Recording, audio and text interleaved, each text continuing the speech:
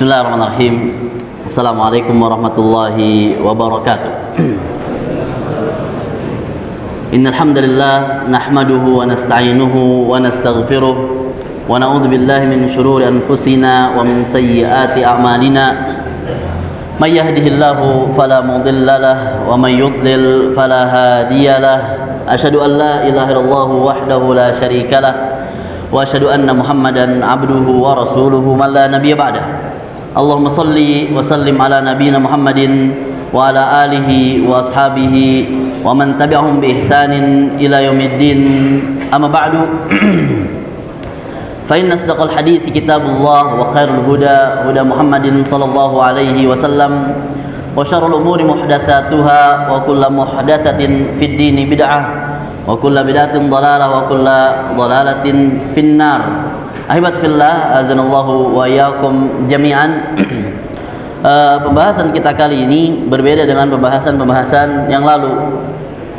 Berhubung dekatnya kita dengan momen perlombaan yaitu Ramadan, maka perlu pembekalan. Antara kita dan Ramadan hanya hitungan hari, 6 atau sekian hari, tergantung nanti keputusan pemerintah. Pembahasan kita kali ini yaitu tentang hubungan Al-Quran bersama Ramadan. Al-Quran bersama bulan Ramadan. Ini antum diperintah untuk nyatet tidak? Enggak. Baik. Berarti diingat. Baik. Allah Subhanahu wa taala menciptakan kita sebagai manusia tujuannya agar hamba-hamba Allah Subhanahu wa taala tersebut bertakwa. Hamba-hamba Allah bertakwa. Bertakwa itu adalah yang dimaksud adalah agar beribadah kepada Allah Subhanahu wa taala dengan penuh keimanan dan mengharapkan ganjaran dari Allah Subhanahu wa taala, mengharapkan wajah Allah Subhanahu wa taala, mengharapkan kedudukan yang tinggi di surga kelak. Akan tapi takwa perlu antum ketahui tidak bisa digapai kecuali dengan dua hal, yaitu pertama dengan apa? Ilmu. Yang pertama dengan ilmu sebagai nutrisi ruh. Ilmu sebagai nutrisi untuk ruh. Tapi tidak cukup dengan ilmu saja, perlu diolah. Nutrisi tersebut perlu diolah, yaitu dengan amal soleh. Sebagaimana jasad juga perlu nutrisi, yaitu makanan, dan perlu diolah nutrisi tersebut dengan olahraga. Maka ruh juga sama, perlu nutrisi dan perlu diolah. Nutrisinya adalah ilmu yang bermanfaat, olahraganya adalah amal soleh. Jadi tidak cukup dengan mencari ilmu saja. Tidak cukup dengan mencari ilmu saja, perlu diolah ilmu tersebut. Khawatir antum mengumpulkan ilmu banyak-banyak tapi tidak diamalkan, malah menjadi apa? Penyakit. Sebagaimana antum memakan makanan yang penuh nutrisi tapi tidak diolah, tidak diolahraga tubuhnya, itu tetap aja jadi penyakit.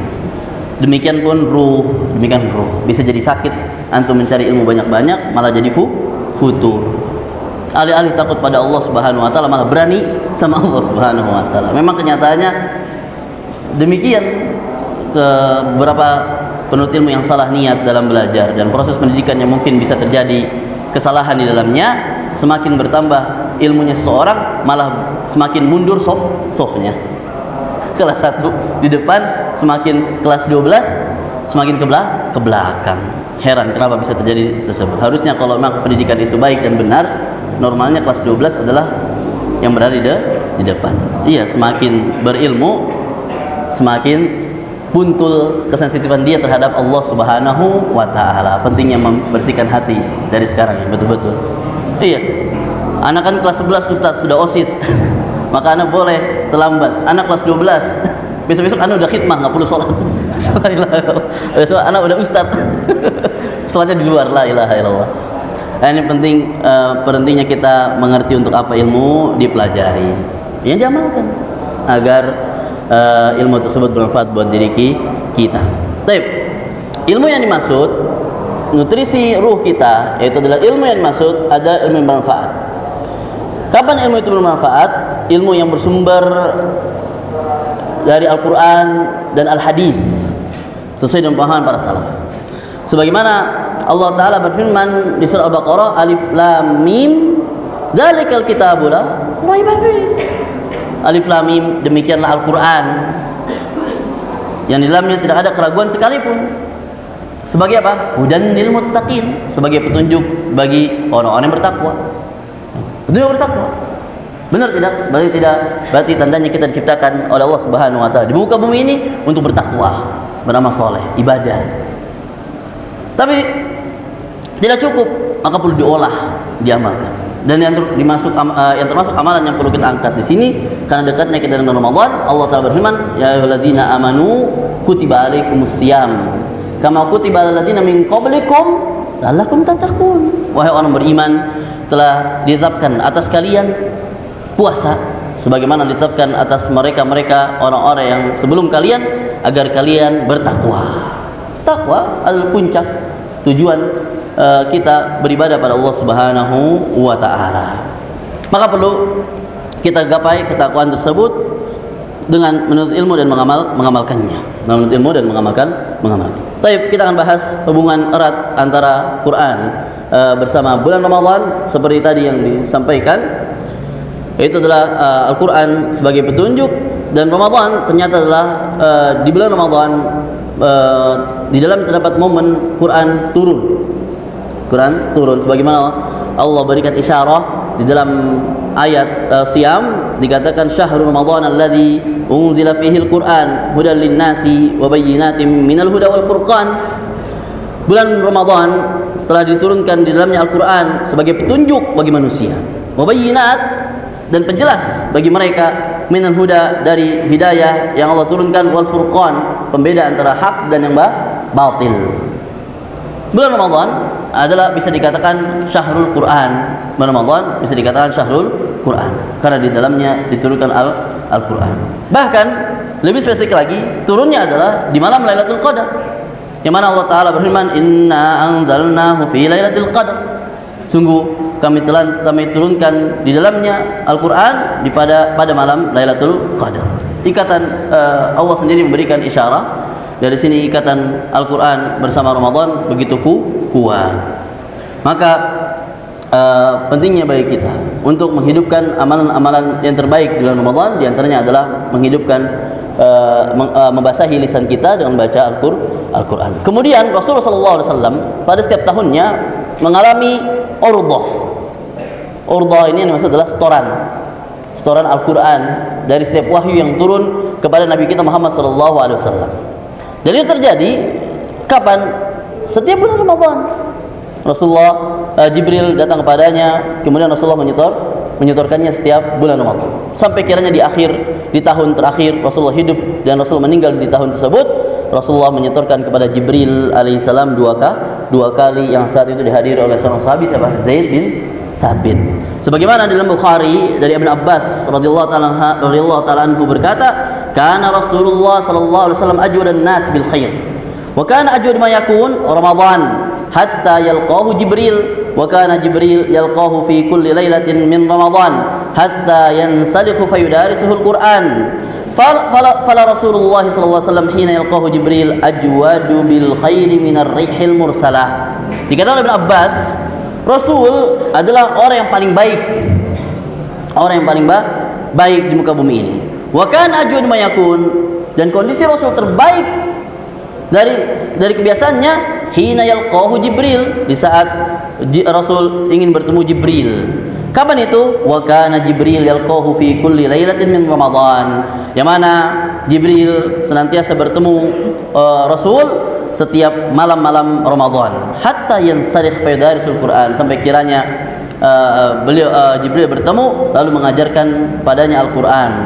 Fala Rasulullah hina yalqahu Jibril ajwal bil khair minar rihil mursalah. Maka dikatakan oleh Ibnu Abbas, sungguh Rasul saat itu di saat bertemu dengan Jibril, aromanya lebih daripada aroma terbaik di muka bumi ini.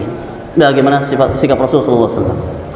Maka hubungan Quran terhadap siapapun memberikan keistimewaan. Inilah keberkahan Al-Quran, keberkahan tersendiri pada Al-Quran. Nurun yahdi bihillahu may yasha. Demikianlah cahaya yang Allah berikan kepada siapa saja Allah kehendaki, yaitu nurul Quran, cahaya ilmu. Maka ketika Al-Quran turun di suatu zaman, maka zaman itu menjadi zaman terbaik. Al-Quran diturun di sebuah tempat, maka tempat tersebut tempat terbaik. Al-Quran turun pada sosok, maka sosok tersebut sosok yang terbaik. Al-Quran turun di sebuah zaman, yaitu Ramadan, maka Ramadan afdalus syuhur. bulan terbaik. Kalau kemudian Al-Quran turun di malam terbaik, yaitu malam Lailatul Qadar. Malam Lailatul Qadar, maka malam Lailatul Qadar menjadi malam terbaik. Al-Quran turun kepada Muhammad SAW, maka Muhammad menjadi afdhul khalq, makhluk terbaik. Dan Al-Quran turun kepada umat muslimin, dan umat muslimin menjadi afdhul ummah. Baik. Maka pentingnya kita mengambil andil agar Allah pilih kita menjadi orang-orang yang terbaik. Kita memantaskan diri mengambil andil untuk menjadi orang-orang yang terbaik. Kita harus punya kesensitifan di sisi sini. Iya. Kita harus mengharap pada Allah Subhanahu wa taala agar Allah pilih kita menjadi orang-orang yang terbaik. Dzalika fadlullah yu'tihi man yasha. Demikian keutamaan Allah yang Allah berikan. Ya, kita tidak tahu siapa yang Allah berikan kebaikan tersebut, tapi kita memantaskan diri agar kebaikan tersebut datang pada kita. Iya. Kemudian selanjutnya dari keutamaan-keutamaan tersebut, maka tergeraklah kita untuk mengagungkan keutamaan-keutamaan tersebut. Dan inilah bagi bentuk ketakwaan seorang hamba. Lihat bagaimana keutamaan tersebut ditawarkan bersama Quran. Hubungan Al-Quran bersama waktu, zaman, hubungan Al-Quran bersama tempat turunnya Al-Quran di Makkah, Mekah dan Madinah. Turunnya Quran di Madinah, dan Madinah tempat terbaik. Hijaz secara umum tempat terbaik. Maka kita perlu mengambil andil. Berangkatnya kita mengambil andil pada keutamaan tersebut karena pengagungan kita kepada Allah Subhanahu wa taala. Demikianlah syiar yang perlu kita tinggikan. Maka berangkatnya kita beramal saleh karena pengagungan kita terhadap syiar Islam. Iya, berangkatnya kita beramal saleh tujuannya untuk ta'zim, pengagungan. Itu puncak dari sebuah ketakwaan yang mana Allah sampaikan, wa may yu'azzim dzalika wa may yu'azzim sya'airallah fa innaha min taqwal qulub. Demikianlah barang siapa yang berupaya untuk mengagungkan syiar-syiar Allah, maka itu adalah bentuk ketakwaan hati. Ya. Maka bertakwalah pada Allah Subhanahu wa taala dengan penuh pengagungan kepada Allah Subhanahu wa taala. Baik, mungkin di antara kita akan pentingnya bagi kita untuk menjadwalkan dari sekarang mau berapa kalikah kita hatam. Kalau kita lihat sejarah bagaimana para ulama dulu menyambut Ramadan dengan penuh semangat dalam menghatamkan Quran, di antaranya kita punya dikatakan oleh Ibnu Abdul Hakam, kana Imam Malik idza dakhala Ramadan taraka qira'at al-hadis. Imam Malik bin Anas, pemilik madhab, dulu ketika datang Ramadan, Imam Malik meninggalkan pembacaan hadis, wa mujalasat ahli ilm, meninggalkan majelis ilmu, mengajarkan ilmu, wa aqbala ala tilawatil Qur'an minal mushaf, dan mulailah fokus membaca Al-Qur'an. Kemudian dikatakan oleh Abdul Razzaq, muridnya Sufyan ats-Tsauri, mengatakan kana Sufyan ats-Tsauri idza dakhala Ramadan taraka jami'al ibadah wa aqbala ala tilawatil Qur'an. Sufyan Tsauri di saat datang padanya Ramadan mulailah meninggalkan amalan-amalan yang lainnya dan fokus kepada tilawatul Quran. Wa kana Az-Zuhri idza dakhala Ramadan qala fa innama huwa tilawatul Quran wa it'amut ta'am. Bulan Ramadan adalah bulan untuk tilawatul Quran dan memberi makanan orang-orang. Wa kana dikatakan di sini, wa kana li buyuti salafina fi Ramadan khassah dawiyun kadawiyun nahl tash'uru nuran wa tamla'u sa'adah kanu yurattiluna al-Quran tartila. Para salaf dulu rumah-rumah mereka di bulan Ramadan secara khusus seperti sarang lebah, terdengar riuh-riuh suara lebah, ngiung-ngiung rumah mereka. Para salaf rumah-rumah mereka seperti sarang lebah yang terpancar dari rumah tersebut cahaya-cahaya, tamla'u sa'adah, yang mengumpulkan kebahagiaan. Kanu yurattiluna al-Qur'ana tartila, disebabkan karena mereka membacakan Al-Qur'an di rumah-rumah mereka dengan penuh tartil. Bagaimana para salaf mengagungkan amalan tersebut di bulan Ramadan. Maka bagi kita pentingnya kita mentargetkan dari sekarang. Tidak masalah, masing-masing punya target sesuai dengan kemampuannya. Ada yang ingin Ramadan ini sekali hatam, tujuannya untuk qira'atut tadabbur, membaca tadabbur. Dia baca sekian dari Al-Fatihah sampai Nas, diambil faedah-faedah yang dia pahami, tadabbur.